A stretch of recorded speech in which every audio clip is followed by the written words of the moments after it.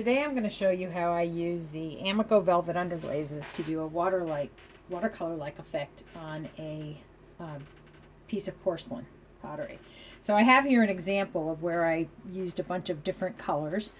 I'll explain how I got the black lines, but I just want to show you what some of the colors look like. This is bright orange, this is baby blue, this is radiant red, amethyst, and chartreuse.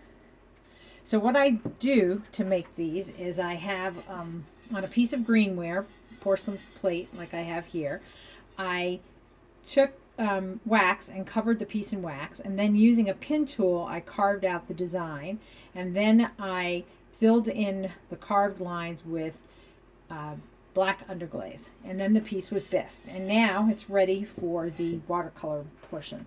So what I have here one of those little trays, but I've also done this using just a paper plate. So the first color I'm using is chartreuse, and I'm going to take the chartreuse, and you only need just a little bit and some water, and I'm going to just mix it up. And I wish I could tell you what the quantity of water to glaze is, but I am not very exact about how I do this. So if it seems a little too light, I might put a little bit more glaze in there. And really it's your choice on how intense you want the colors to look. So that's the chartreuse, and here I've got some amethyst, which is a more intense color to begin with. So let's see what that looks like. And I tried to stay within the black lines, but even if you go outside the black lines, that's can be kind of a fun effect too. And the black lines will still show through because this is, we're doing this more like a watercolor than the intense way these glazes can be if you use them at full strength. And then the third glaze I have is baby blue. So let's see, where do we want to put one of these? How about over here? And that one's kind of... Anyway, you get the idea. You don't really need to watch me paint.